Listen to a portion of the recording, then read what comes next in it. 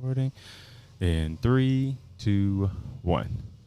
Good morning, good afternoon, and good evening. Whenever you're listening, I thank you for doing so. I am Kevin Mumphrey, and this is Fuck It, We Will Fix It in Post. I have my colleagues with me, Carson Hype Ferguson. Yeah.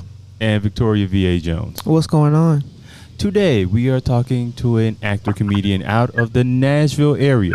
We're talking to Sean, the comedian. How are you doing today? I'm good, man. I'm good. Appreciate the introduction, man. You the truth. I try. Thank you. I feel professional. Oh, man. I'm going to have to get a business suit after this one.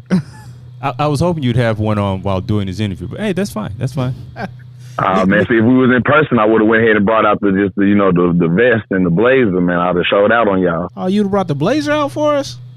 Oh, yeah. I do it all, man. I used to go to Pope John Paul. I went to a private school for like one year. I went to a private school before they kicked me out.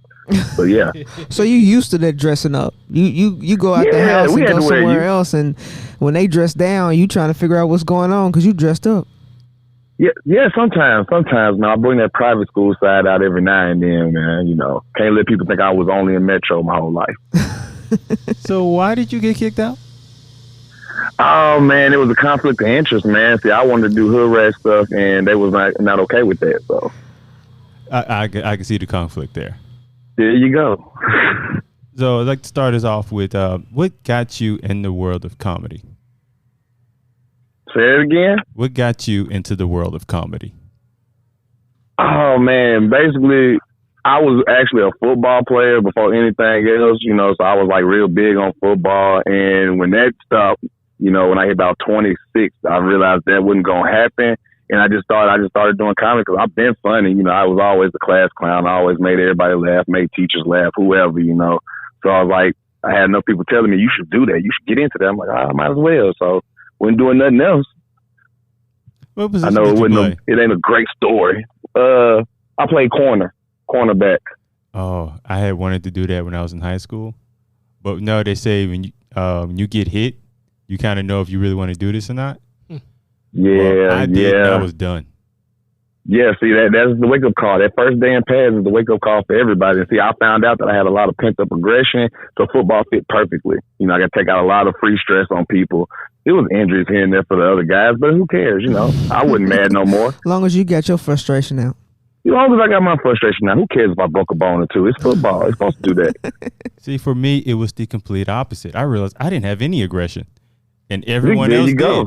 I was like, ooh. There you go. You got to fool it with everything else. Let me be real polite to people and nice. It changed you. Let me get it. Oh, yeah, it changed my tone to talking and everything. One good hit. I was like, ooh. I'm not who I thought I was. Let me Right. Let me go. You know what? Is that water boy position still open? Feeling very water boyish. Yeah, that's for the guys who wanted to play but knew better. Ain't nothing wrong with that. That is exactly who I was. I just got like a nice hit as a reminder. But like, do you remember the first stand-up performance you did? Oh man, I'll never forget it. It was horrible, man. Oh my God. Oh. I tend to love these stories. It was at a hookah lounge, right? Okay, so I'm doing a hookah lounge. It was like an open mic. Sleazy was hosting. Sleazy and Zach Boog had put it together. So Sleazy was hosting. And I get up there and like literally before I do it, I'm like, I smoked probably like 2 or 3 blunts in the car. You know what I mean? Took about 4 shots because I was nervous, man. Like stage fright took the best of me. So I get up there, man, this is back when I was still writing stuff. I done stopped writing now, so I was still writing back then. I got up there and forgot everything I wrote. And it was good stuff. Like I had a couple Soulja Boy jokes in there. This is when he was getting ready to box Chris Brown or something, whatever. So I had a whole lot of Soulja Boy content going on. Like it was some good stuff, man, but I completely drew a blank. And like I told 3 or 4 jokes and finished midway through a joke. And like everybody gave me that awkward stare. Like for anybody listening, please boo. Booing is much better than the awkward stare of silence. Oh my God. That is the worst thing you could feel. So long story short, I'm up there. They just staring at me. I said, forget this. Walked off the stage. When I walk off the stage, Sleazy gets back on stage and said, yeah, for all y'all who think comedy easy. I'm like, okay, so now I'm like a warning now. Like, it's like, what? Like, I'm like the warning. Like, for all y'all think it's easy. Look, it's harder than it looks. I'm like, that's how bad I did that I got to be the cautionary tale. Hey, Man. Oh yeah, I would have never forgotten that neither. Ouch. Yeah, it got much better after that once I stopped writing. I realized that I'm not a writer. I'm more of a storyteller, and it got much better after that. You know, the amount of comedians that we've talked to, a lot of them have said, you know, we rather you do something than just stare at us. And yes, oh my God, it's the most awkward. Like, imagine if you did something, right? Like, imagine you up in front of the class and you telling a story and you think it's a good story and everybody just looks at you. Like, you're waiting on applause. You're waiting on any form of reaction. Everybody just looks at you like, okay, next. You know, it's not fun. So at least you kind of, at least with booing, you get at least an understanding. Yeah. Like at least I know you heard it. You know what I mean? Like, I don't even know if y'all heard the jokes if you just staring at me. If you boo, at least I know you heard it and you didn't like it. Cool. I can write that down. Remember not to ever use that joke again. But when you just stare at me, I'm like, did they hear the joke? Let me try it again. You know, you never know. It'd be like you tap on your microphone, be like, hey, is this thing on? Yes, you know, I did not do that because I done seen how that goes. That gives you the eye roll. See, when you do that, you get the eye roll. Like, yeah, it's on, but where are you? Like, you know, you don't want that. Oh, so you don't do the whole, well, just give it up for the ladies. For the ladies. Yes. See, no, I got a wife and I can't give it up for the ladies. I get cut. Man. You know what I'm saying? She's at every show, so I'm going to get cut. Like, she's one of those people, like, if they laugh too hard, I'm like, baby, I'm a comedian. They're supposed to laugh. She's like, but it ain't that funny. But hold on. Like, what are we in this for? You know what I mean? Like, what are we out here trying to do if this is not to make people laugh? Oh, God. That is horrible. They laugh too hard. They're laughing too. Yeah, my wife don't play that, man, especially with the female. Like, I told a joke at one of my shows, and it was like a whole bunch of college girls, like, you know, in their early 20s or whatever. Oh. And mind you, I'm not old, but I'm 30, and she's in her late 20s, so it's like, oh, these young girls know what they're doing. Like, I told a joke about this girl, and like the whole section was crying, laughing. She's like, yeah, I mean, it was funny. It wasn't that funny. I'm like, well, damn, I mean, you supposed to be my number one support. You can't tell me it wasn't that funny. I work hard on that joke. Right. Like, it took me a minute to get that one off, man. You know how many times I had to practice that in the mirror before I got it off? So I think you said you originally started writing jokes. So how would you write a joke? How I was writing jokes was basically what I used to do was I would sit down and like think back on things that I said at work that made people laugh, and I would try to write it down as good as I remembered it. But the thing with writing jokes is when you read it, it's never as funny as when you originally said it. You know what I mean? Like, it never hits the way that you thought it was supposed to when you write it. It just feels weird. At least that's for me anyway. So then I just went to, like, literally I get on stage and like I just got a set of topics in my head that I might want to touch on, but I just let the crowd take me where we go. You know, I got great crowd control is what I've been told. But as far as delivering actual jokes, it's like, if I think of something cool, but I'm usually just out there messing with people, making fun of people and stuff. So the fact, like, basically how you kind of outline stuff, you just have topics and you just kind of go up there. Isn't that a bit more nerve-wracking? That's the thing. The way my brain works is actually not. Like, I've always done well in frantic situations. It's when everything's planned out that I feel nervous and tense because it's like I got to make sure I do it exactly this way, or I got to say it exactly this way. If I just go up there and be free and let it out, the way like how I look at it, everybody's not gonna get me. But the people who do, we finna have a good time. You know what I mean? Like, I would get up here and I'm gonna say some stuff to you. We're gonna enjoy it because they're gonna be like, I can't believe he said that. You know, like I made a COVID joke and like half the crowd was like, oh, it's too soon. The other crowd was crying. You know, yeah, you know, you get those too soon people, but I don't care. You know. Now, F you, you know. So after your first experience, I mean, some people may have taken that experience and completely quit and just kind of moved on with their life. What made you want to continue to get on stage? Oh man, I knew I was funny. I know I'm funny, so you can't tell me I'm not. I literally make a person laugh a day. You can't do that unless you're funny. Like, it don't matter where I'm at.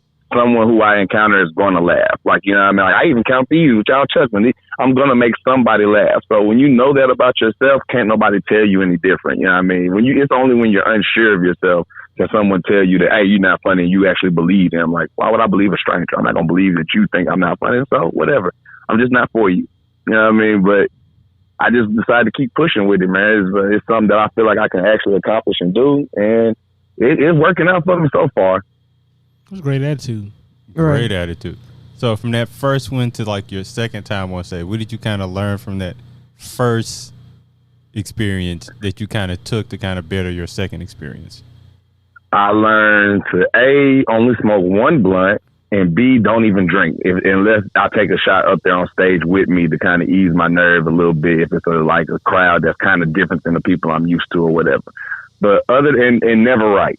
Never write. That's writing's not for me. So like I tell people, when you don't write, when you literally freestyle your sets all the time, you're going to have hit and misses. You know what I mean? So when I prepare myself mentally for that, it makes it easier for my missed nights. You know, it's like, okay, that's cool. It's all practice. It's all work. You know what I mean? So when you're doing stand-up, that's basically just a practice field for comedy. You know, it's when you get your actual set shows that you be like, okay, I got to make sure I bring it. The A game out. But when you're doing open mics and stuff like that, it's practice, man. So when you treat it like that, it eases the stage fright part of it for most people. So you don't drink when you go on stage now, unless you're... No, I'll take a shot with it. The thing is, I'm not even really a drinker. You see what I'm saying? Like, I only literally, like, I had a bottle of Grey Goose in my house for like 6 months to just show you how much not a drinker I am.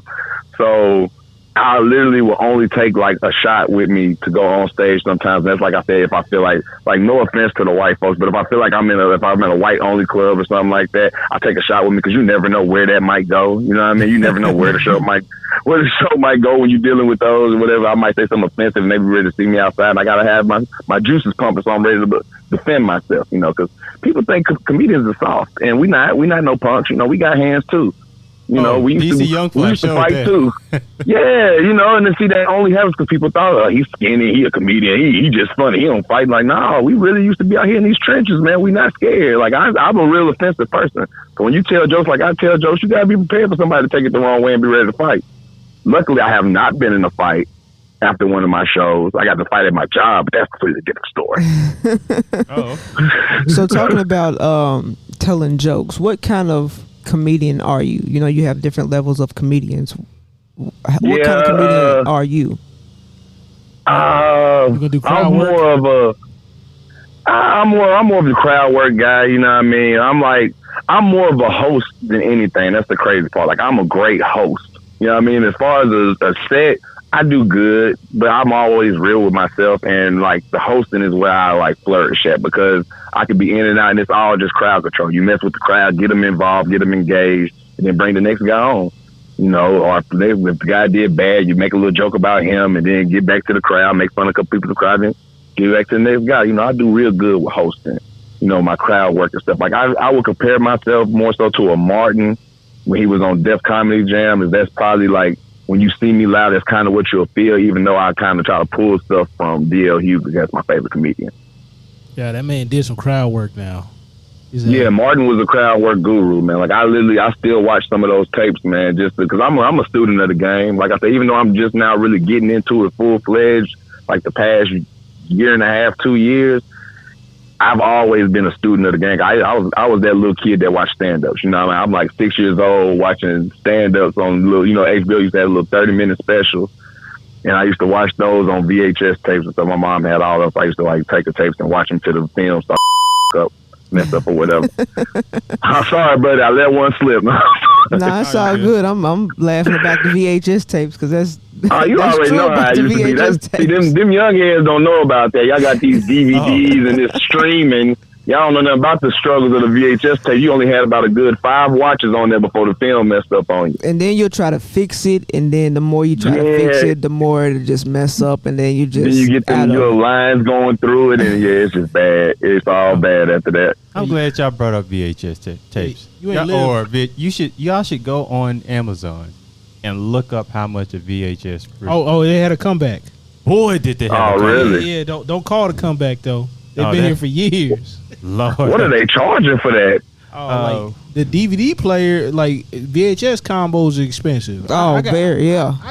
They done lost their mind. I got one at a little pawn shop for like $20, and then some years ago, this dude was trying to give me 50 for it. I'm like, 50? Yeah. I was like, it's not worth that. So I had to do some research. They turned into collector's edition. They turned into collector's items. Listen, I still have 2 VHS players. You may want to sell those. I'm not selling them. They going for like $600. Because I still have VHS tapes that I look at. 6 to you 800. hold on to them for 10 more years, you're gonna get a couple bands, man. Oh, hey. That's an investment now. Hold on to them because I'm about to go steal me one. today. You hear me? That man said $600. I'm gonna go steal me one today. Yeah, just look up. Just go on Amazon and see how much these. Because it started off with one that was 30, and then it went to like 580. Now they wait a minute. Hold on, what's in this one? Do they even have to work? Because they said on Amazon you can't prove they just don't work. Do they have to be functioning? Because I got a broke one off in here. You know, I don't want bad karma, but at the same time, 580 ain't bad right now. You gotta make your money somehow. You gotta make it somewhere. You know what I mean? I don't like nobody's hustle. You can pay a quarter of your rent in Nashville with that. Like a nice piece of it. That's why I moved out of Nashville. You see that? I moved to Hendersonville because Nashville done lost their minds, man. They charging $1,500 for a 1-bedroom studio. I'm like, what is this about? They said, oh, it's worth it. Yeah, it's the view. You can see juvenile courts from here. What? what is pleasing about that? Right, you know, you see riverfront and it's a horse riding over there. I don't give a damn. But how's it $1,500? Yeah, they're only getting more expensive. They are getting deep. They say everybody's hiring, but like. Yeah, everybody's hiring because don't nobody want to work. Don't nobody want to work. And I don't blame them. You know what they was getting on unemployment? I about quit my job. Look, I already told my job. Y'all lock me down. Lock down one more time. I'm trying to tell you. I worked way too hard and realized I didn't make enough money. Man, I was pissed off when I found out my homie who worked at Burger King was getting on unemployment what I was getting at my job. I went and told my boss, we're going to talk about this. I'm on my way to switching teams. I'm going to go to the unemployment line. I can wait 2 months, but when it get here, it's me. I don't know. One of my friends was getting what I was getting, and maybe like 200 more a week. Well, I was getting him. Week. Oh, I told him, look, you don't want to get drunk around me. We wouldn't have been friends no more. So you ever get robbed at work?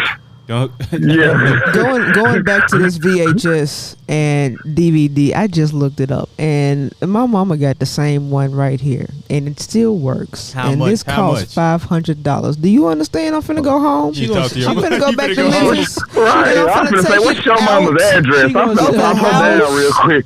You go to buy your mama house. You ain't even needing this, mama. You ain't using this. She don't use it. She don't use it. See, I told you. But here's the thing. Soon as you give it like, I'm going to use this for a project. You know what? There's some videos I haven't seen for a long time. Let's keep it that way. Yeah. You don't need to see it. Right.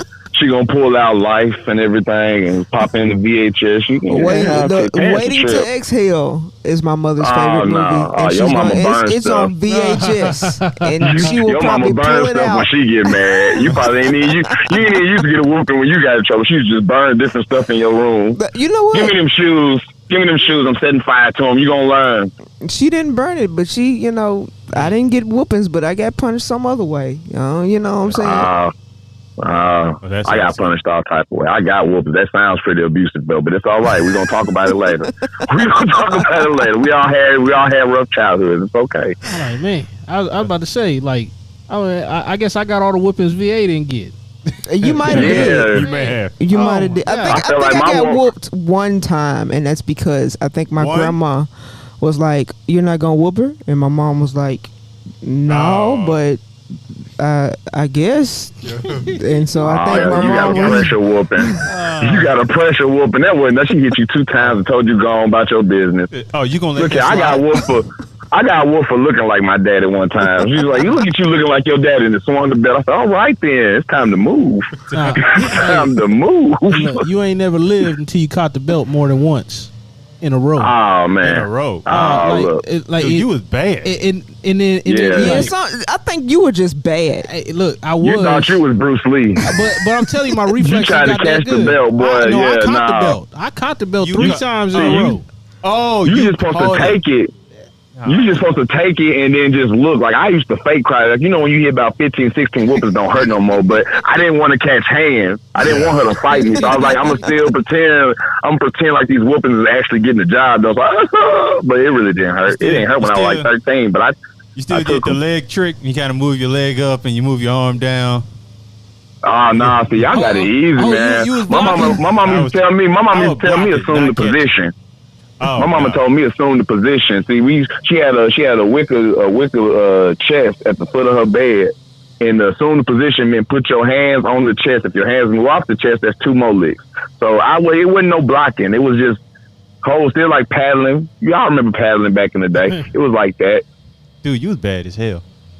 I was. That's why I didn't stay in private school for too long. It just was a conflict of interest. They was like, he can play football, but we can't have him here. I didn't know they had detention till then. Like with the private school, they said Saturday detention, so I got to come to school on a Saturday. Nah, it's over with that. I'd rather take it. Yeah. That's the worst. Yeah, right. Let's talk to my mama. Let her handle it. I don't want to come up here. Like, they had me picking up, which really I want to sue them because they had me up there cleaning up the school and picking up trash outside. I'm like, this got to be illegal.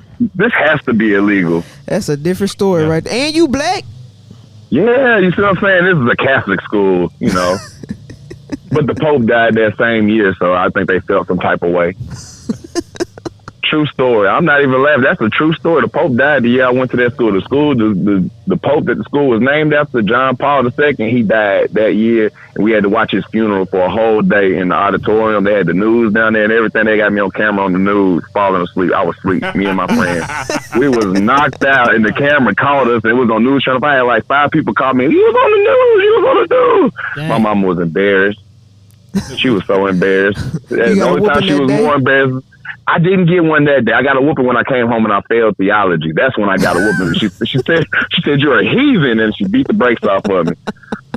That was the day. I failed. That's part of the reason I got kicked out. You can't stay in Catholic school and fail the Bible. That don't work. And fail the Bible. Yeah. I think she understood you falling asleep during the funeral. Like, what else are you gonna do? Yeah, like that wasn't that bad. She wasn't Catholic. She didn't care about the Pope. It was I'm making you look bad by failing the Bible because now I look like I don't know nothing. Like I didn't know all the books in the Bible, and I was like, okay, I'm sorry. Like I didn't grow up in church. I'm sorry, I still love the Lord. Like, no, I do not. I never took the time to learn. Never did. I ain't gonna tell no lies. I never took the time to learn. I know Psalms. I know that one. I think every black person knows Psalms. No. I thought you said songs for a second. So that's Psalms. I with the P, yeah. So. I'm country. Don't worry about it. This won't be the first time somebody mistakes something I said. Don't worry about it. It's okay. So, happens all the time. Like only one I could think of Deuteronomy, and that's just because it sounded like. Oh, you good. Only reason I know because it sounded like the name of a dance back in the 90s. The Deuteronomy. Yeah. That does sound like a dance. Do the Deuteronomy. Yeah. We need to come up with that. That's a hit. I'm going to write that down. We finna be on. So that's how I was able to remember it. All the other ones, I'm just like. And then, the other ones is just names. You usually know the other ones because you know somebody with that name. You know a Matthew. John. Yeah, John. Don't nobody know a Saul, though. You ever notice that? You don't know no Sauls. No, the TV show Better Call Saul. I don't even know that. It shows you how much TV I be watching. So let's dive into you being a comedian and you also doing film. So how is it different for you to do stand up for you than to go and transition into the film world? It's actually been easier for me, man. Like going into the film world so far, and most of the stuff that I've done, people allow me really just to be me. So I do a lot of improv. Like I have like a set, like couple lines that I have to hit, but for the most part, they're like, look, just make sure you say this, but you can do whatever you like for the rest of it. And if it's good, we keep it. If it ain't, we'll do it again, and whichever one they like, So it's been fairly easy for me because ain't nobody forced me to have to like memorize thousands of lines yet. Right. But once I get that major role, I'm pretty sure that's gonna come with that. But so far it's been a pretty good transition. Plus we'll be doing a whole lot of skits and stuff on my Instagram. I already pretty much act, so it's like it's easy transition. Whereas with the stand up, it was me getting used to everybody waiting on you to say something funny versus you just making people laugh. Everybody's up there like he ain't funny. I bet he ain't funny. And then you got to prove him wrong. Like, and just a quick second for the listeners out there. If you go to a stand-up show, don't come in there with that attitude like they ain't funny. Let them folks make you laugh. I hate that. That's the worst type of people. Them are the worst type of people. Come to the show with a meme. What are you angry about? Like, you at a comedy show. What are you mad about? Like, come on, come in here and be ready to laugh. No, too many people down here want to come in here and prove that you wasn't funny. Yeah, I told y'all he wasn't funny. I'm like, kill yourself. What's wrong with you? So you just see them out there just kind of mean mugging at your. Yeah, like he can't make me laugh. That wasn't that funny. What is wrong with you? What is your purpose? Like, who pissed in your Cheerios this morning? Like, what is wrong with you? Now, you just have to kind of throw jokes at audience members. Oh yeah, I'm definitely that guy. I am the guy that throws jokes at audience members for that particular reason. Like, I find the guy with the mean mug and I throw like several jokes at you because if you ain't gonna laugh, I'll make sure everybody else laughs at you. So you're gonna be the joke today. You're definitely a student of D.L. Hughley. Oh yeah, no, that's why I said, like, I literally take that to heart. That's like one of the first comedians I ever watched, and like I love D.L. Now let me put this out here for clarity, and like if he ever hears this, he might get mad about it. But I like pre-politic D.L. Hughley, not post-politic. I don't know, he talks too much about politics. Thank you. But pre-politic D.L. Hughley, like leading up to Kings of Comedy. It's really like his breaking point was Kings of Comedy. Like leading up to Kings of Comedy, oh man, by far one of the first people alive to me. Love him, and I love that he makes fun of the crowd. So I'm definitely big on that because it takes you back to like school when you used to make fun of people in the hallway and stuff. So pre-politic D.L. Hughley, I wouldn't sit in the front row. You better not. Don't wear nothing flashy either. See, here's the thing. Don't bring attention to yourself. See, I'm be like, okay, is this outfit good or is it not? Nah, I'm gonna have too much anxiety, and he's gonna see it in my face and gonna be like, oh yeah. Oh, yeah, that's what you look for. Yeah. That's what you look for. It's like that scene from The Waterboy when he was little. The dude was about to kick the ball. He was looking for the dude to kick it to see who was scared. He looking around. There's my bitch. That's what it is. You literally, as you're telling the joke, you're looking through the crowd like, who I'm going to hit, there he is. Yep, I'm on you. And yeah, that's how it goes. I remember, I think it was my birthday weekend or something like that. Me and my cousins went. So one of my cousins knew the comic, and she was like, well, yeah, he invited us so we can, you know what I'm saying? I want us to sit close. And this sounds like a setup. Yeah. I'm just kind of looking at her, and I'm like, you want to sit close to the stage to where he can say something about any of us at that table? No. And let alone he said something about all of us at that table. Yeah. He said, I ain't got to write these down. Ooh, it's 3 minutes right here. Oh, every one of us. It was a good 4 or 5 of us. Every one of us made his round. Yeah, you can't be selfish with the jokes. You gotta make sure the whole table feel it. You cannot be stingy with that. Oh gosh, and that was like what? You got 4 minutes he got off of y'all? Maybe more, because the crowd was laughing. Don't let the crowd enjoy it. Don't let the crowd enjoy it. Yeah, we gonna get a whole set out of that. So then he got done with us, and I was like, oh, thank you God, because he saw somebody who was behind us, and this woman had on this big fur coat, and he just starts making fun of that, and I'm like, oh, thank you God. And I was trying to look around for somebody else who looked a little weird in the crowd, so I can make sure that you point them that way. You trying to point her? Look at her over there. She know there's too much weave over there. Look at her. Yeah. Homegirl over there to the left. I'm just saying. Yeah, just I ain't gonna point no elbows, but now, they look real funny over that way. Now, do you kind of find these? Because I always say, I would hear the term like you kind of read the room before you go on stage. Yeah, no, you definitely have to. I think that's one of the biggest mistakes most comedians make is that they just bring, like when they write, for comedians that write, like me, it's hard for me not to read the room because I'm freestyling. But for comedians who write, a lot of times I've seen them get up there and they just have their set just what they're going to say regardless of who's there. And it's like, nah, bro, like you can't say the same joke in front of an all black room and get the amount of laughs that you're going to get in an all-white room. They're not going to understand the joke, you know what I mean? Or vice versa, you know what I mean? I've seen comedians come in there with material that's set up for either a mixed crowd or all-white crowd. They go into a black room and they get shut down, booed, made fun of. And it'd be some good stuff, but it's like you're in the wrong room for that.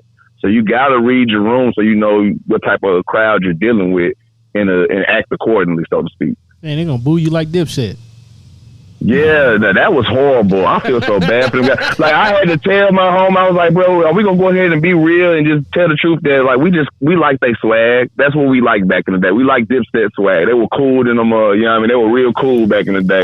But that music was always trash. The best part was he was like, these niggas rapping over their songs, and I just lost it. I'm like, oh my gosh, because there's 95% of everybody who be on stage. He said, we sweating, they lip syncing. Yeah, it was bad, man. I felt so bad. I think Joel popped his teeth out for a second. I don't know. I don't know what they was up there doing. I'm like, I could have went my whole life without seeing Dipset look like that. They changed my whole light on how I used to view them. I'm like, that was trash.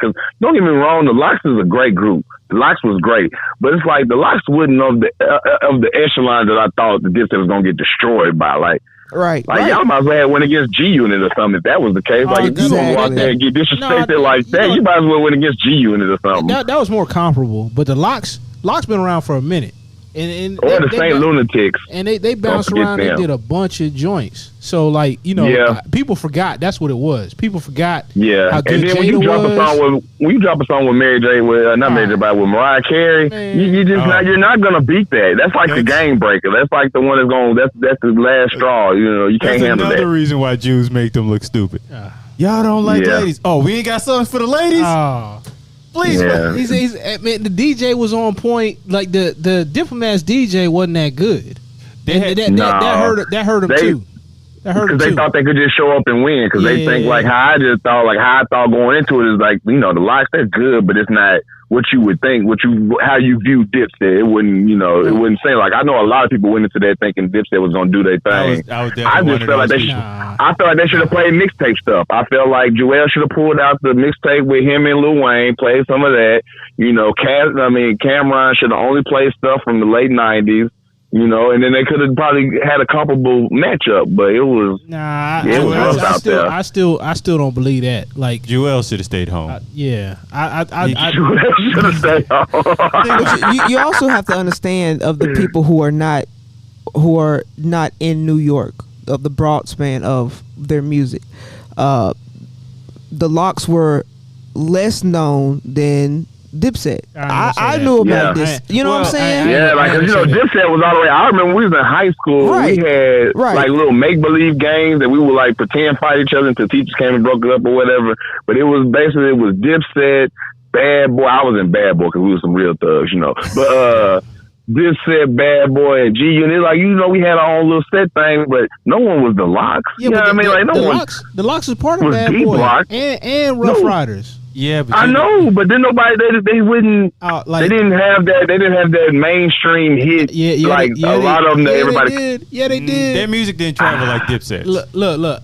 It didn't. That's the realness of it. It's probably regional.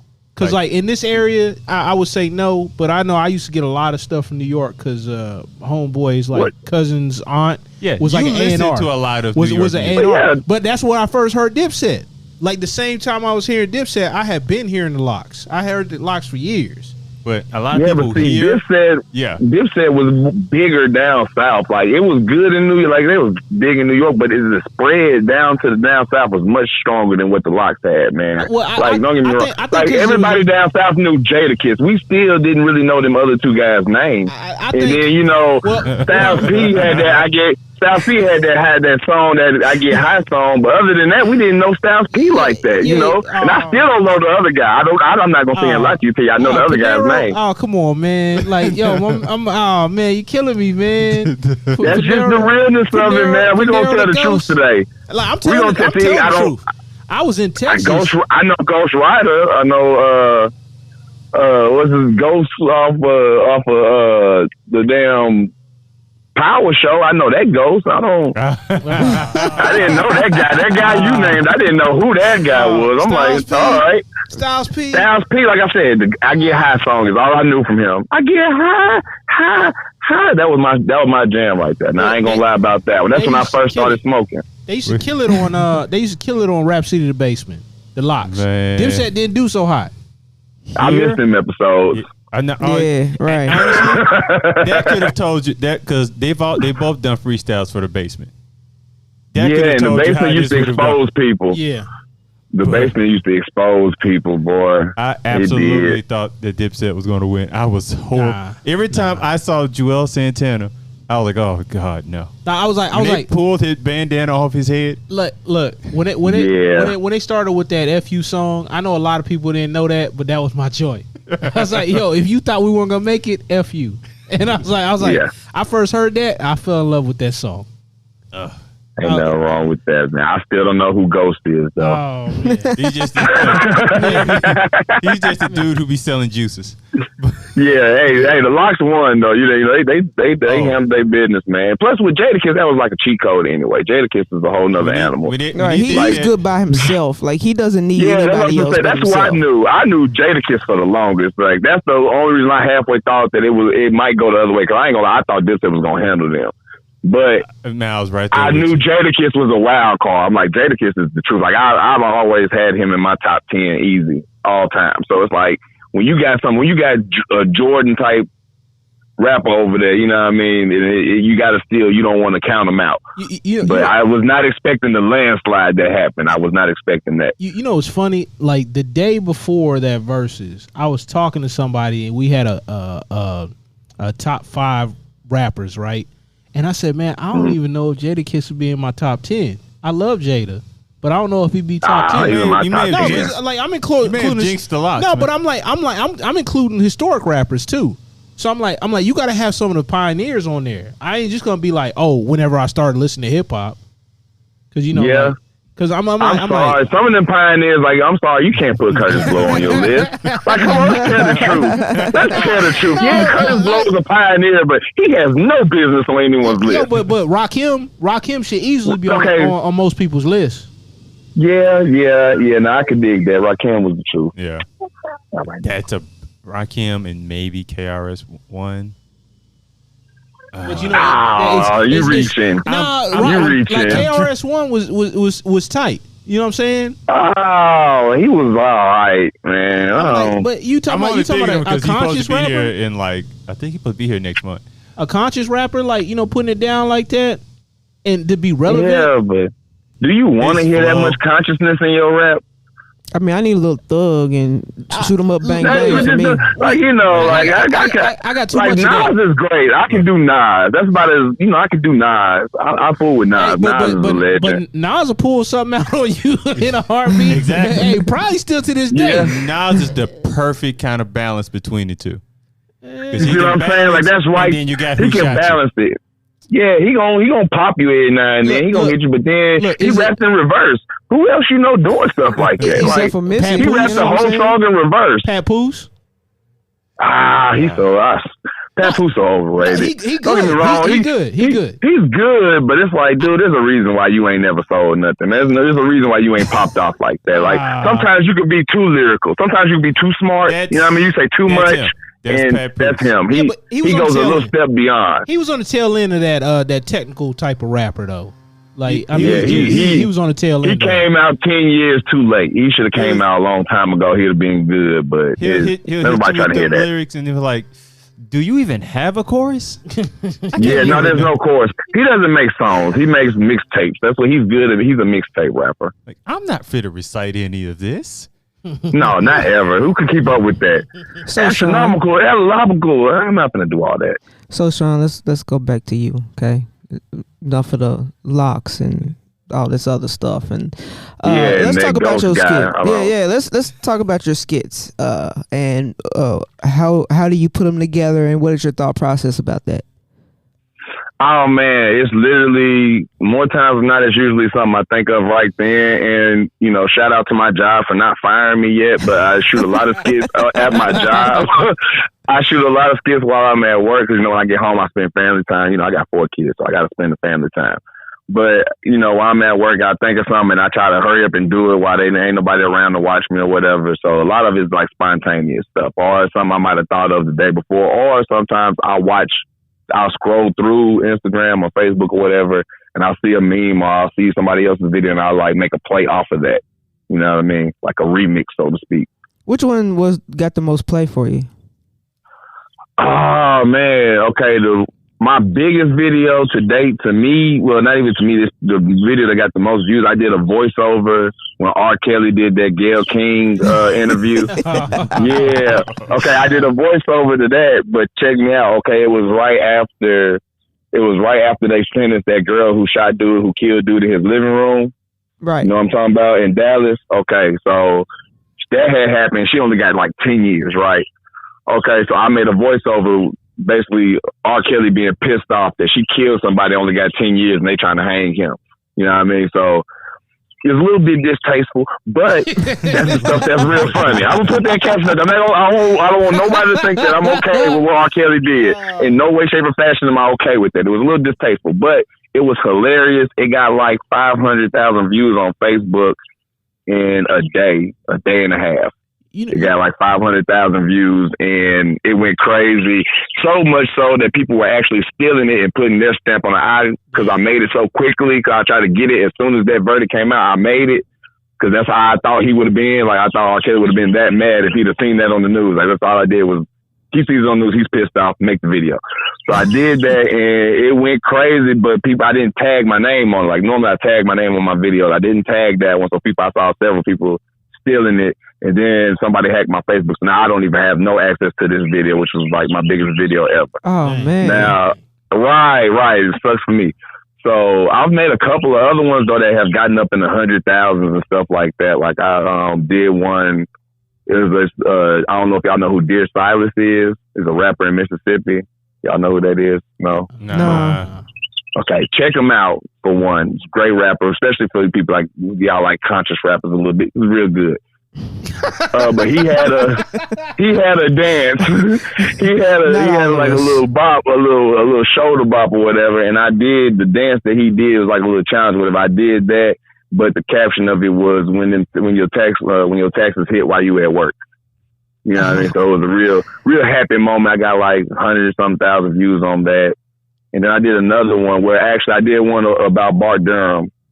About how you want to, like when I see somebody, like how I act when a rich person, with a person with a nice car, when I get in a wreck with a person with a nice car, like I was pretty much acting all hurt and stuff like that. And Bart Durham laughed at it. Full messed me up. At least his law page. They laughed at it. You know, I want to say he shared it. I'm not sure. You know, but you need to be in the next commercial. I need to, man. I need to get better at marketing, man. I just don't like people sometimes, man. And Bart Durham just looks like he don't have a soul. I'm not gonna lie to you. You see, like he just don't look like he looks like he doesn't have a soul. You can't, like, have you seen Bart Durham? Oh yeah. You've seen Bart Durham in the commercials. He looks like he does not have a soul. It looks that way. Like I know it had to be his son doing the stuff on the Instagram because Bart can't press buttons. Come on now. He cannot press buttons. I do not believe that one bit. Like I appreciate it, but I know that wasn't Bart Durham reaching out. That was his son. It's cool. It's same day. It was a Durham. So you kind of, even with making skits, you kind of freestyle it. Yeah, everything's spontaneous. I'm a real spontaneous person, so everything is always freestyle, spontaneous. That's why, like, I've been trying to write different shows, but once again, I'm not real confident in my writing where I need to be. So I've been trying to write different stuff, write shows, because everybody can't just be spontaneous. So I need other people when I'm making my shows and stuff, and they need a script. I don't need a script. I know what I'm thinking, I know what I want it to look like, but it doesn't work for everybody. Everybody can't see what I'm seeing. You know what I mean? So I'm getting in the habit of that because I'm actually trying to start writing a couple shows and stuff. I was actually trying to put together a sketch comedy show too. Like I'm more of a Keenen Ivory Wayans than people want to give me credit for. I just got to properly be able to get other people to see the vision. Right. Okay. So when you're doing these sketches, since you kind of just take a thought and just expand it, how many takes does it usually take for you to kind of get them done? Oh no, it only takes one take.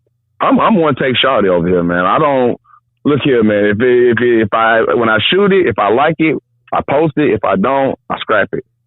So I don't take a whole bunch of takes. I'm one take shawty, man. Like I get out there and I'm just running it. You know, like I did a Family Matters one, and like literally I thought of it and I made it. So Family Matters, the intro music for Family. We all know that song, right? Yeah, the intro music for Family Matters. Okay. Now, you know how they did the intro when they wave at the camera and all that, whatever. I did that, but I called it Niggas at Work. And basically, what it was the different.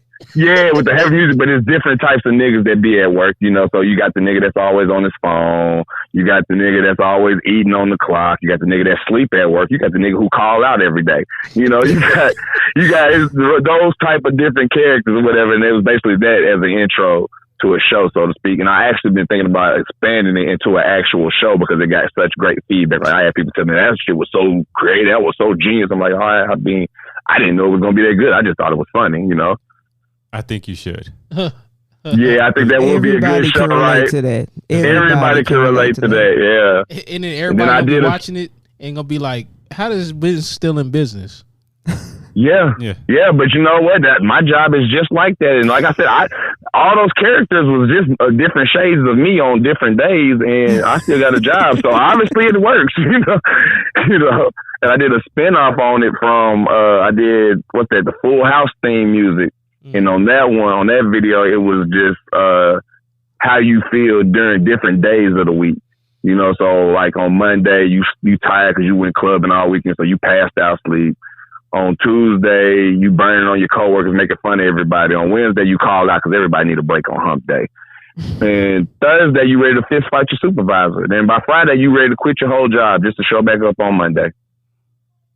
So people had a field day with that one too. Yeah, that's a great idea. I'm still on. Niggas at work. Yeah. I know, it's so great. I know. I got to get people to play the other characters, man.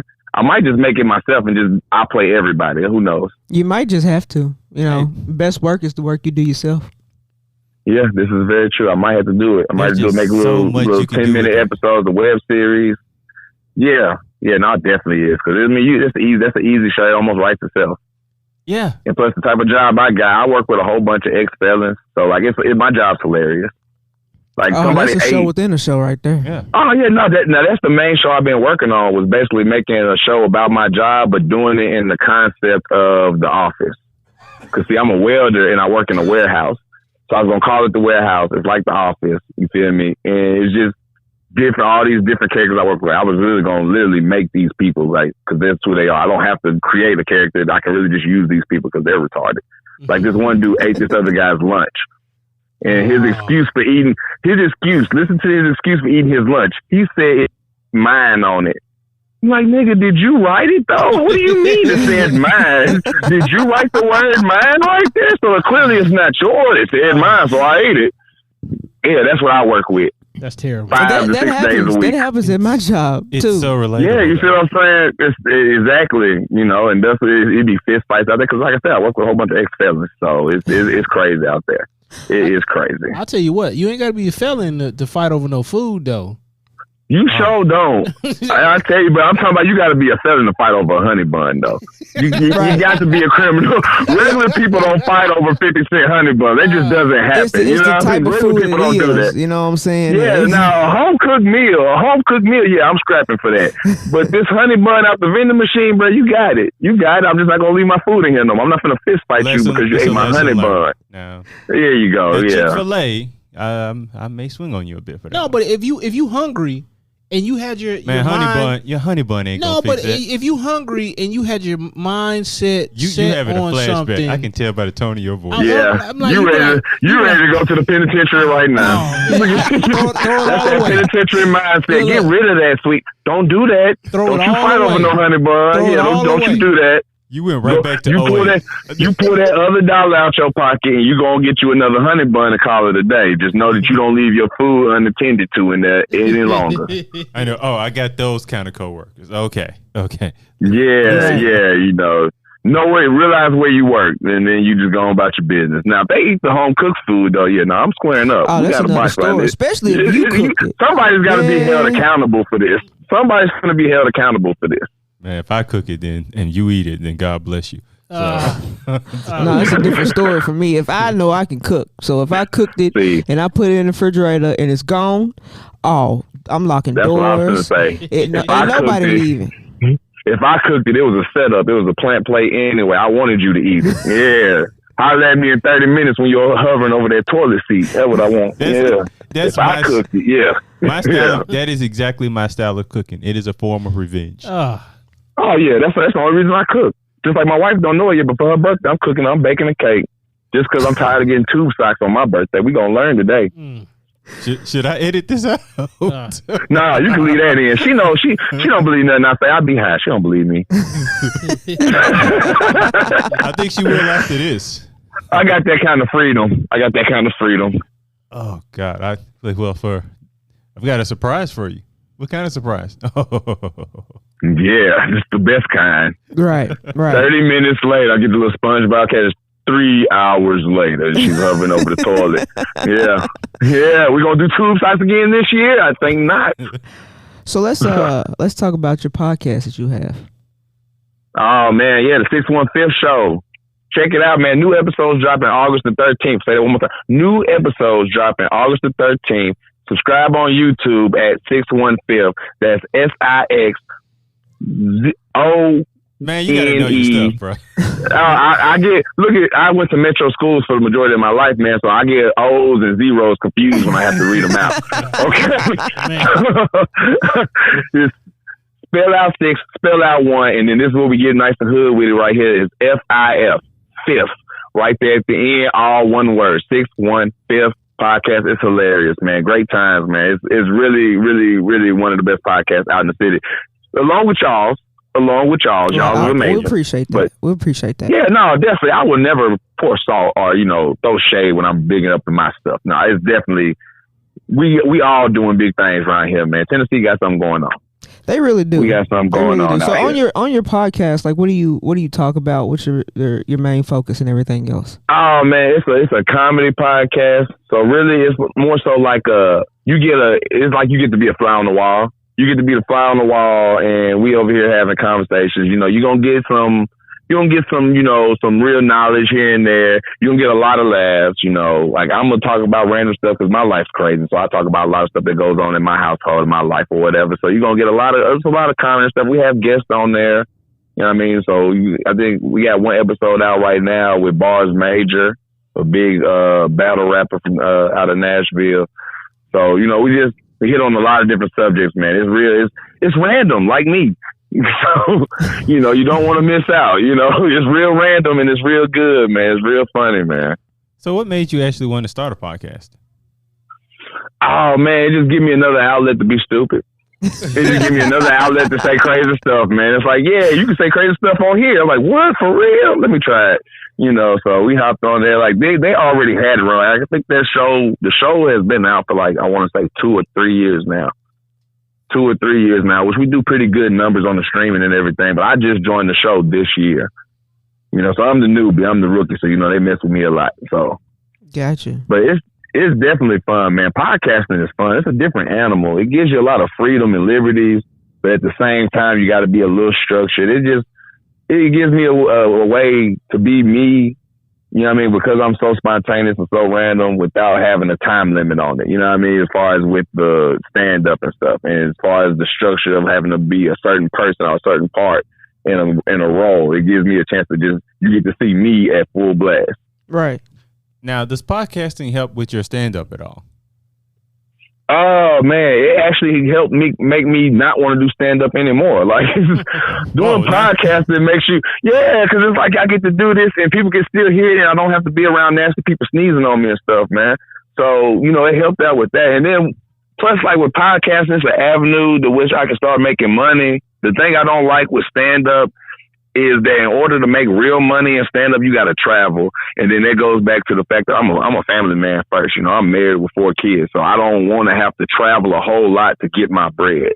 Thus, I kind of switched avenues and switched fields into doing more podcasting and getting into more acting and stuff while I'm doing it, kind of home-based type stuff versus having to go out to go get the bread. Because traveling, man, like, don't get me wrong, stand-up is good, it's fun, I'll do it, because you can't call yourself a comedian without doing stand-up here and there. But it's just, I don't want that to be my main source of income. Because, like, you got to really go out here and get it like you a rapper or something. I'm not trying to travel like that. I'm not. I don't want to be in Texas one day and then in Vancouver the next day or something. That's just crazy. Ooh, Lord. Yeah, you know what I'm saying? It's just the traveling is wild, man. These stand-up comedians is always on the go. I'm like, bro, I want to sit down somewhere. I see why Anthony Anderson and them do that. I want to be Adam Sandler almost. Like Adam Sandler used to do stand up, but then he got on Saturday Night Live and got to doing the skits and stuff like that. And then boom, now he's making movies. Now, you know, that's the type of flow I'm trying to get myself into. So you trying to do more of a, I guess instead of like being on Saturday Night Live, kind of build your own Saturday Night Live. Yeah, that's kind of what I'm trying to look into. Like, I feel like we desperately need an In Living Color. With everything in us, we need something like that back again.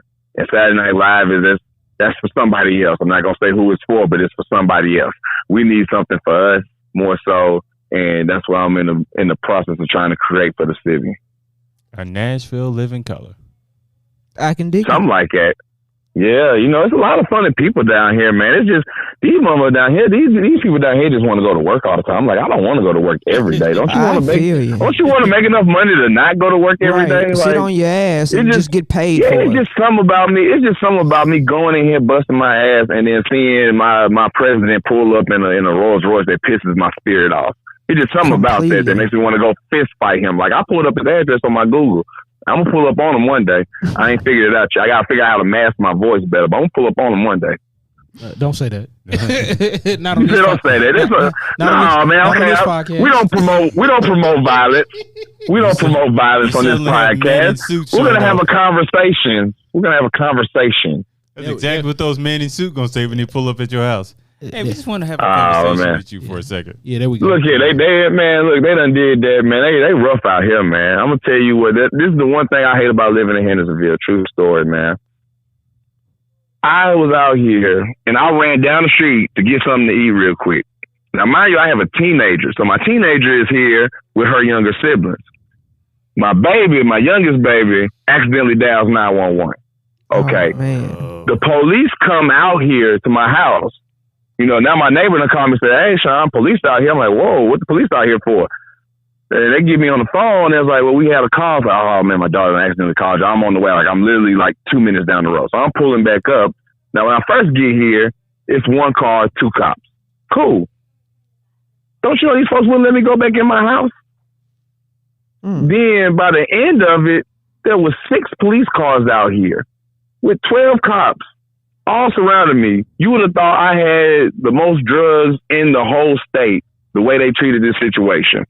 And I'm like, well, they want to search my house and everything. They like literally had me like blocked off from my house, put me in the back of a car, everything. Now, by this point, this is like, of course, this always happening on the day before you have to go to work. So it's like literally about 10, 11 o'clock at night. Oh. And I have to be at work at 5 in the morning. So now I'm pissed off because I have to be at work. So now that I'm getting angry because it's like, dude, y'all didn't have to do all this. So now, long story short, my whole neighborhood thinks I'm a drug dealer. So no one ever speaks to me in my neighborhood now. Real bad. It's real bad.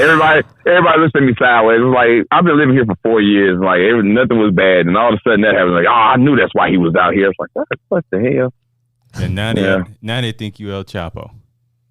Yeah, they really do. They really do. They think I'm El Chapo. And, you know, I got a registered gun. So, you know, I walk with it every now and then just to, you know, give them what they're looking for. You know what I'm saying? Give them what they're looking for. Just walk with the pistol. I let it show a little bit like, oh my God, get in the house, Becky. I'm like, yeah, that's right. I ain't going to shoot nobody. I'm scary. Don't say that.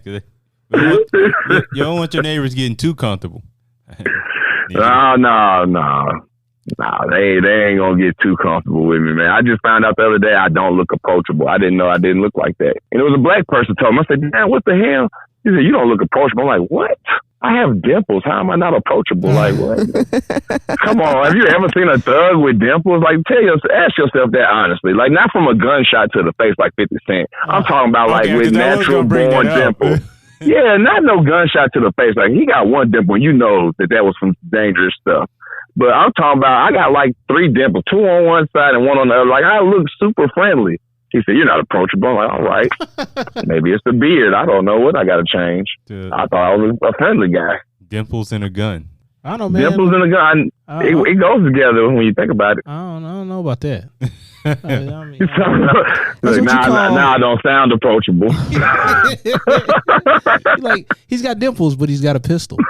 It is. He's got a pistol. Yeah, now this is true. Because you never know, man. I got to stand my ground too. You never know. Exactly. Yeah, they dangerous out here, man. Everybody's dangerous. And I'm only 5'8" on a good day. So look, I'm not trying to wrestle with everybody out here. You know, I'm not the biggest fella. You know what I mean? You're dangerous with dimples. Go with that one. I ain't wrestling nobody. Yeah, I like that one. You can put that you one on the shirt. I ain't wrestling nobody. I ain't really see it. Yeah. I'm not gonna wrestle with you. I'm too old. Exactly. Like those. That requires too much cardio. I don't know exactly what age is where you get to when you're too old for that. 30. 30 is the age. That's it. 30, you should not be fist fighting anyone else. The only reason I know that because I got into a fist fight while I was 30, and I wish I wouldn't have. I won. Don't get me wrong, I won the fight, but if he had lasted 10 more seconds, it would have been a whole different outcome. Whole different outcome. Like, you ever won a fight, but then you're sore the next day? Like, I literally felt like I threw my shoulder out of place. I almost called out of work. I was like, you know what? I don't think I'm going to make it today. I am struggling to move around good. I'm like, I don't feel like I won the fight. I know I won the fight. I saw the fight. I was there. I realized I won, but I didn't feel like it because my body was so broke down after. Like, my knees was hurting, my back was hurting, my shoulder hurt. I'm like, my neck hurt. He didn't even grab me. I'm like, how's my neck hurting? Like, what is going on? Like, I knew my shoulder. I had him in the head like I was uppercutting. Like, you know, you got him in the head like you uppercutting the guts. You're hitting the ribs. I was punching with everything I had. So, like, I think I tore my rotator cuff. I'm not sure.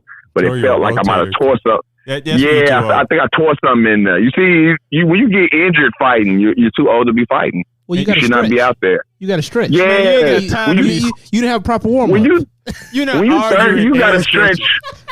When you 30, you got to stretch before everything you do. Right. Like, no, but before I get up and take a shower, I catch a stretch. Like, you have to get it in. This is what you do before you fight, though. You talking all that mess and you start stretching, then they're going to think you're really crazy. And then they might just back off. You're absolutely right. I'm sorry. No, what did you say? Hold on for a second. Yeah. No, go ahead. Yeah, continue. Wait, hold on, bro. I get like real, like I go from real loud and I change my tone real fast so I seem like I'm crazy. Like I be yelling, oh, fuck you. Look, man, I'm not going to do this with you any longer. And that usually will flip it. You feel me? Like there's usually people are getting nervous, like, okay, he ain't got it all and they won't fight. But I did that to the dude at work and he was like, what's up then? I'm like, oh, damn, he really want to fight. He was like 20, 22. I'm like, oh, yeah, he really want to fight. You know, he's like 22, he fresh, he done ran out there, swung on us. All right, cool, I'm gonna have to go and whoop him. But like I said, if it lasted 10 more seconds, we have a whole different outcome. Yeah, that's a whole different outcome. I literally have 10 seconds of ass whooping left in me, so I'm saving it. I'm saving it for the person that cut me off. The next person cut me off in traffic, he gonna get them 10 seconds, then I'm gonna hop back in the car and pull off. I think after 30, you only got about a good 30 seconds. You never really even think about the cardio involved in fighting when you're young. Yeah, because you always got energy, but when you old, like, you realize why boxing is only 3-minute rounds. You realize that when you get older, because really most fights only last about a minute to 2 minutes long. If it's a good one, if they really going at it, it'll last about 2 minutes. But most fights is in the seconds range, you know. So it's a winner and loser real fast in a street fight. Real fast, you decide, you figure out who won and who lost. And like I said, if we'd have went to a whole minute, no, I can't do it. I can't do a whole minute of swinging fisting. I can't do that. Not a whole minute of it. Like, I understand now when I see boxers and they're like the 8th round, like, yo, them punches ain't hitting as hard as they were in the second. Yeah, and they hugging the whole rest of the fight. We're pissed off, but it's like, bro, if I was him, I'd have been hugging in round 3. Yeah, I totally understand. And like, why are y'all hugging? But now it's like, look, man, I just need 5 seconds. I just need to stand. Let me stand on you for a second. Just let me hold up real quick. It's like that. But you can't do that in street fights though. No, you got a good 30 seconds. You gonna get an uppercut. And the last thing you want to do is be looking up when you're in a street fight. You don't want to ever have to look up. That means you on your ass. You don't want that to happen. Oh, that means the fight's over. Yeah, because somebody's stomping. Yeah, you might get somebody's stomping. You might get timberland up.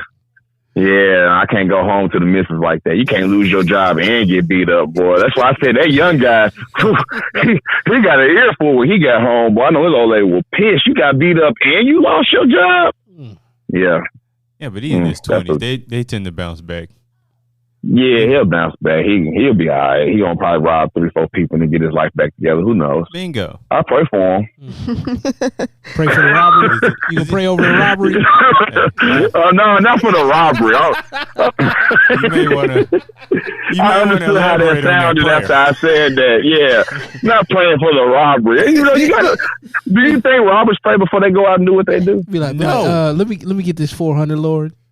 Yeah, because see, my brother used to be a robber. He used to pull kick doors and like he grew up going to church every weekend. So I'm pretty sure that he used to say a prayer. Like maybe he said the Lord's prayer, you know, our Father who art in heaven, and then he go kick a few doors. You never know. Man, I think they need Jesus. Name a convict that got out and he wouldn't all of a sudden love the Lord all the time. Come on now, love the Lord, but you can't pray. Like you gotta, your prayer gotta look. People pray over lotto tickets. Yeah, man. But when you fit to rob somebody, that prayer got to go a little different. Like, look, Lord, let me hold you for a second. It's not whether they go different, but it's still got to be a prayer. That's what I'm saying. Do they pray? You can't put amen at the end of the look, I'm going to holler at you. Yeah, how come you can't? How come you can't? You praying for your benefits. Hey, forgive us for our trespasses. Oh, the word forgiveness got to be involved in this. Bro, there it is. See, I don't know it enough to know. If the person's like rich or something like that, trespass us. That's fair. Hey, look, I'm forgive me because I'm about to trespass. Yeah, I'm trespassing. Right. Yeah, that's all you're doing, because you know what I'm saying. The rich gonna always be rich. You know what I'm saying. So you just go borrow without asking anyway. There ain't nothing wrong with that. They gonna replace it. So you know, praying a little prayer. Before you go in here and take these rich folks stuff. I'll just steal what's insured. Oh my goodness. That's how you. This show does not condone theft in any way, shape, or fashion. In any way, none of us have ever. I feel like we need a disclaimer. On that. Yeah, I don't steal. I kill. No, I'm playing. I'm joking, guys. I am joking. I have done neither of the sorts. Oh man, you gonna have them teardrops. Your neighbor's already scared of you. So. I know. Look, I just sat on the porch. 3 of them came outside like, there go that man again, going back in the house. Oh man, and y'all have a good day. You're right. You see him over there praying, you know it's about to go left. I'm sorry, y'all. I'm going to hell, and I don't want to bring y'all with me. I do not want to bring y'all with me. It's just too late. We're going to have fun down there, though. It's going to be dunk down there. It's going to be dunk down there. So, usually before we end this, we tend to like to ask our people that we interview to kind of envision themselves winning an Oscar. Now, I know they don't usually do Oscars for comedies, but for this situation, we're going to say that they do. So what would be your Oscar speech? Oh, man, it's easy, man. First off, I'd like to thank me, my motherfucking self, because I did all this. And for all you haters, y'all can lick my lowest ball sack. And let me see, who else would I thank? I thank me again. I thank Sean Richardson Sr. I definitely got to thank him. He really been on his shit. I have to thank Sean the comedian. I have to thank my missus. I have to thank the old lady, you know, without her being there. And that's about it. You know, I wouldn't really thank too many other people, man, because it's really a grind for me. It really just be me working this, man. You know, nobody else gets applause for my success, which I'm sure I wouldn't be able to be on stage long because, you know, you don't have to worry about no extra long speech with me because I'm going to say enough cuss words for them to go ahead and snatch me off the stage anyway. Oh, yeah, I'm just going to warn you already. We probably just going to bleep out that whole speech. Just going to be one large bleep. Yeah, and that's how I like it. You just get up there. You don't remember that. Think about that. You don't remember everybody's speech, but if somebody got up there and they had to beep about 10 minutes straight, you gonna remember that one. Yeah, because you're gonna want to search to find the real audio. You like, I got to find the real audio. I want to know what did he say. Yeah. We're gonna have him go like, I'm gonna thank my mother and go straight to commercial. Like, it'd be like, go ahead, play Bounty. Go ahead, go ahead. Like Lil Wayne at the award ceremonies. It's like they just blank out his whole verse. You're like, why are we playing this music? Why do we bring him here? It's like when BET play certain movies and they like throw their own little words in there. Like that's how you had to do my speech. Like, first of all, I'd like to thank this jive turkey over here. You know, you can throw those words in there because you can't get cussing on the Academy Awards and don't Don't forget my favorite, Mother Lover. I don't know where they got that one from. But Mother Lover, yes, because you can't be a motherfucker. You got to be a mother lover. Forget you got man. to love mothers. Forget you. Yeah, forget you and suck on these and all that. Yeah, it's BET. Whoever they ad-lib, man, he need a raise because they be putting some movies on there that got no business on TV, and that man be putting in work. He just be deep in the dictionary. There's something to go with this. But yeah, like you ain't seen Baby Boy until you watched it on BET. Oh, God. Hey, that is the funniest one. Hey, Baby Boy on BET is hilarious. That is the classic BET version. I totally even forgot about it. Well, thank you for taking time out to talk to us today. Oh, man, no problem. I always got time for y'all, man. We family now. I'm that cousin you want to get out your house. That one that moved in, he was just on hard times. He was struggling for the weekend, and 6 months later, that nigga still on your couch. Yeah, I'm him. we threw every little like sly remark to kind of get him to catch the hint that he did. Yeah, but then he just started stretching on the couch some more. But hey, I heard they was hiring over at what's it called? Oh, for real, man. I'm gonna check that out tomorrow. No, bro, get your ass up today. It's cold outside, man. Don't you know other people? Damn. Right, you don't know nobody else with a couch. So and so that they lost their couch to rent a center. So I'm over here now. Man. Hey man, we gonna be out this weekend. So what you plan on doing? Right, we gonna take the key and all the furniture. What you got going on this weekend? I'll figure something out. Nah, I needed you to done that like 6 months ago. Yeah, he never is gonna get it. You got to like throw him on his ass. You got to physically pick him up by his shoulders and toss him like Uncle Phil did Jazzy Jeff. That's how you got to put niggas like that out your house. Only way they get out. Now, speaking of throwing people on their ass, so we're gonna be ending this now. Great segue, man. You the truth. Sorry, you just gave me the layup. That's what I do. I'm Chris Paul. I oop it. I assist. Not in the finals. Don't stop. We ain't reached that point yet. Yo, I'm Chris Paul in New Orleans. We ain't got that far yet. I'm still hurt by that one, but it's okay. Hey, my co-host on 615's a big Suns fan. He hurt the same way. He calls him Christopher from here on out. He won't even call him Chris Paul no more. I don't call him anything. You really hurt. Oh no!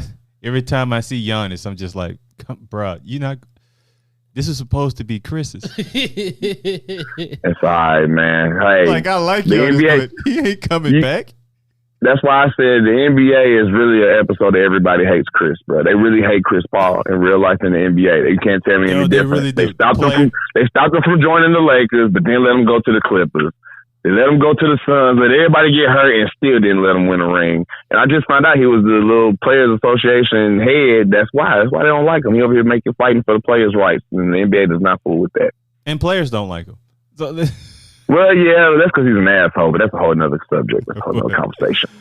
Oh, yeah. And we got to end this one. So, again, thank you for talking to us today. No problems, man. Once again, I am Kevin Mumphrey, and these are my colleagues, Karsten Hype Ferguson. What's up? With Victoria V.A. Jones. What's going on? And that is a wrap. Lights, camera, action. In a studio where local filmmakers talk to other filmmakers about the inside world of film. Cut! That's not the script. It. We'll fix it in post. Do you wonder how films are produced and what really goes on behind the scenes? Well, stand by. Filmmakers Kevin Mumphrey, Victoria V.A. Jones, and Karsten Hype Ferguson explain all the details. Right here on It. We Will Fix It in Post podcast.